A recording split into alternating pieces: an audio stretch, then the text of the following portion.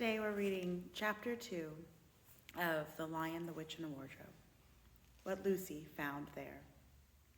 "Good evening," said Lucy, but the fawn was so busy picking up his parcels that at first it did not reply. When it had finished, it made her a little bow. Good evening," said the fawn. "Excuse me, I don't want to be inquisitive, but should I be right in thinking that you are a daughter of Eve?" "My name's Lucy," she said, not quite understanding him. "But you are, forgive me, you are what they call a girl?" asked the fawn. "Of course I'm a girl," said Lucy. "You are in fact human." "Of course I'm human," said Lucy, still a little puzzled. To be sure, said the fawn. "How stupid of me, but I've never seen a son of Adam or a daughter of Eve before. I am delighted. That is to say," and then it stopped, as if it had been going to say something it had not intended, but had remembered in time. Delighted, it went on. "Allow me to introduce myself. My name is Tumnus." "I'm very pleased to meet you, Mr. Tumnus," said Lucy. "And may I ask, O Lucy, daughter of Eve," said Mr. Tumnus, how you have come into Narnia?" "Narnia? What's that?" said Lucy. "This is the land of Narnia," said the fawn, "where we are now, all that lies between the lamp-post and the great castle of Carparval on the eastern sea. And you have come from the wild woods of the west?" "I got in through the wardrobe in the spare room," said Lucy. "Ah," said Mr. Tumnus in a rather melancholy voice, "if only I had worked harder at geography when I was a little fawn, I should no doubt know all about those strange countries. It is too late now." "But they aren't countries at all," said Lucy, almost laughing. "It's only just back there. At least, I'm not sure. It is summer there." "Meanwhile," said Mr. Tumnus, "it is winter in Narnia, and has been for ever so long, and we shall both catch cold if we stand here talking in the snow. Daughter of Eve, from the far land of Spare where the eternal summer reigns around the bright city of Wardrobe, how would it be if you came and had tea with me?" "Thank you very much, Mr. Tumnus," said Lucy, "but I was wondering whether I ought to get back." "It's only just around the corner," said the fawn, "and there'll be a roaring fire and toast and sardines and cake." "Well, it's very kind of you," said Lucy, "but I shan't be able to stay long." "If you will take my arm, daughter of Eve," said Mr. Tumnus, "I shall be able to hold the umbrella over both of us. That's the way. Now, off we go." And so Lucy found herself walking through the wood, arm in arm with this strange creature, as if they had known one another all their lives. They had not gone far before they came to a place where the ground became rough, and there were rocks all about, and little hills up and little hills down. At the bottom of one small valley, Mr. Tumnus suddenly turned aside, as if he were going to walk straight into an unusually large rock. But at the last moment, Lucy found he was leading her into the entrance of a cave. As soon as they were inside, she found herself blinking in the light of a wood fire.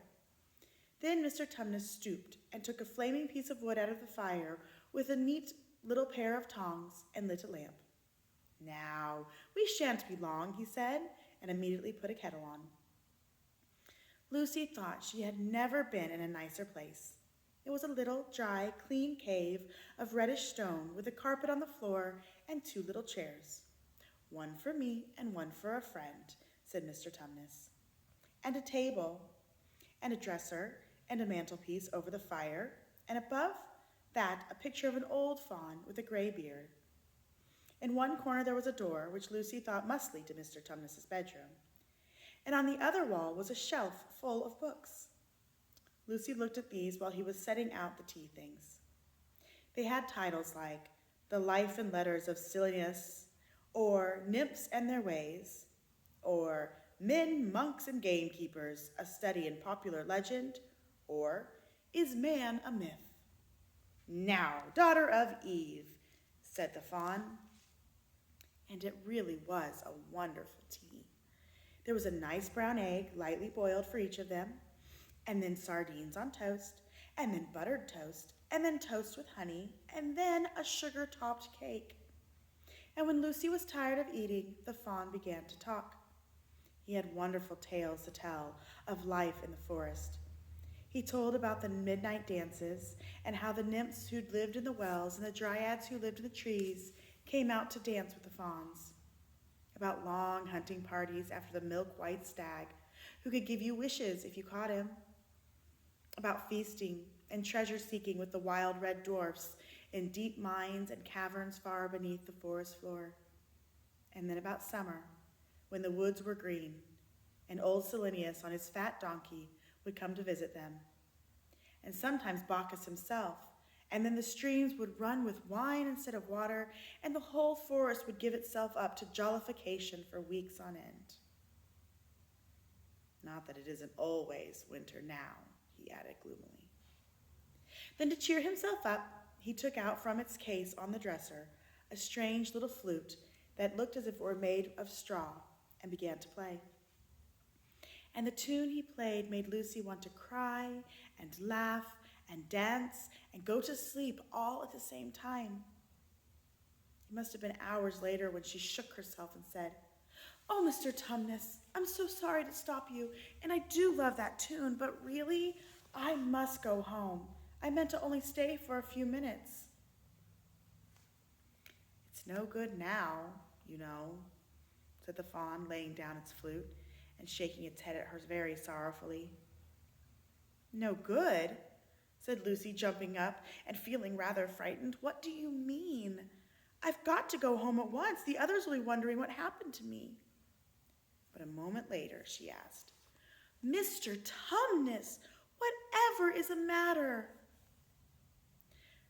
For the fawn's brown eyes had filled with tears, and then the tears began trickling down its cheeks, and soon they were running off the end of its nose, and at last it covered its face with its hands and began to howl.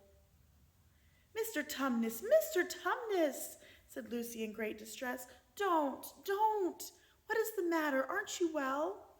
Dear Mr. Tumnus, do tell me what is wrong."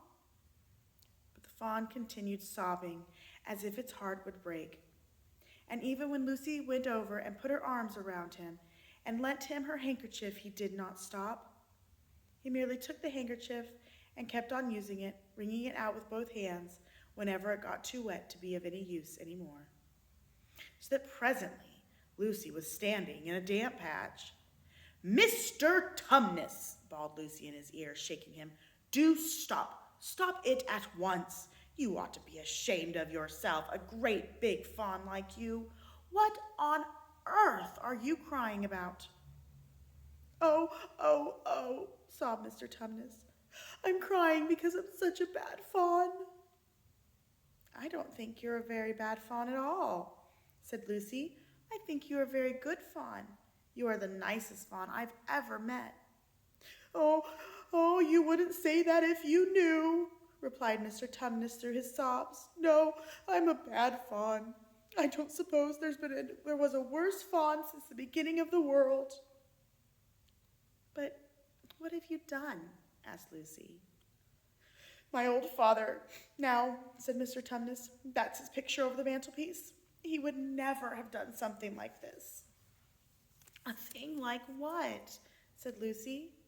"Like what I've done," said the fawn. "Taken service under the White Witch. That's what I am. I'm in the pay of the White Witch." "The White Witch? Who is she?" "Why, it is she that has got all Narnia under her thumb. It's she that makes it always winter and never Christmas. Think of that." "How awful," said Lucy. "But what does she pay you for?" "That's the worst of it," said Mr. Tumnus with a deep groan. "I'm a kidnapper for her. That's what I am. Look at me, daughter of Eve. Would you believe that I'm the sort of fawn to meet a poor innocent child in the woods, one who had never done me any harm, and to pretend to be friendly with it? and invite it to my home, to my cave, all for the sake of lulling it to sleep and then handing it over to the White Witch? No, said Lucy. I'm sure you wouldn't do anything of that sort. But I have, said the fawn. Well, said Lucy rather slowly, for she wanted to be truthful, yet not be too hard on him. Well, that was pretty bad, but you're so sorry for it that I'm sure you'll never do it again. Daughter of Eve, don't you understand, said the fawn. It isn't something I have done. I'm doing it now, this very moment. What do you mean? Cried Lucy, turning very white. You are the child, said Tumnus. I had orders from the White Witch that if I ever saw a son of Adam or a daughter of Eve in the wood, I was to catch them and hand them over to her. And you are the first I ever met. And I've pretended to be your friend and asked you to tea. And all the time I've been meaning to wait till you were asleep and then go and tell her. Oh, but you wouldn't, Mr. Tumnus, said Lucy. You won't, will you? Indeed, you really mustn't. And if I don't, said he, beginning to cry again, she's sure to find out. She'll have my tail cut off and my horns sawed off and my beard plucked out. And she'll wave her wand over my beautiful cloven hooves and turn them into horrid solid hoofs like a wretched horse's. And if she's extra specially angry, she'll turn me into stone, and I shall only be a statue of a fawn in her horrible house until the 4 thrones at Car Paravel are filled, and goodness knows when that will happen, or whether it will ever happen at all.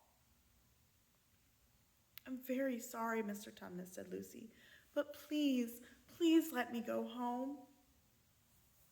Of course I will, said the fawn. Of course I've got to.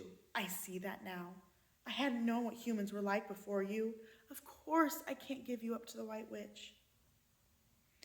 Not now that I've seen you, that I know you, but we must be off at once. I'll see you back to the lamppost. I suppose you can find your way from there back to Spare and Wardrobe? I'm sure I can, said Lucy. We must go as quickly as we can, said Mr. Tumnus. The whole wood is full of her spies. Even some of the trees are on her side. They both got up and left the tea things on the table, and Mr. Tumnus once more put up his umbrella and gave Lucy his arm, and they went out into the snow. The journey back was not at all like the journey to the fawn's cave. They stole along as quickly as they could, without speaking a word, and Mr. Tumnus kept to the darkest places. Lucy was relieved when they reached the lamppost again. Do you know your way from here, daughter of Eve? Said Tumnus. Lucy looked very hard between the trees and could just see in the distance a patch of light that looked like daylight. Yes, she said, I can see the wardrobe door. Then be off home as quick as you can, said the fawn. And can you ever forgive me for what I meant to do? Why, of course I can, said Lucy, shaking him heartily by the hand, and I do hope you won't get into dreadful trouble on my account. Farewell, daughter of Eve, said he. Perhaps, may I keep the handkerchief? Rather, said Lucy, and then ran toward the far-off patch of daylight as quickly as her legs would carry her. And presently, instead of rough branches brushing past her, she felt coats, and instead of crunching snow under her feet, she felt wooden boards, and all at once she found herself jumping out of the wardrobe into the same empty room from which the whole adventure had started. She shut the wardrobe door tightly behind her and looked around, panting for breath. It was still raining, and she could still hear the voices of the others in the passage. I'm here, she shouted. I'm here. I've come back. I'm all right.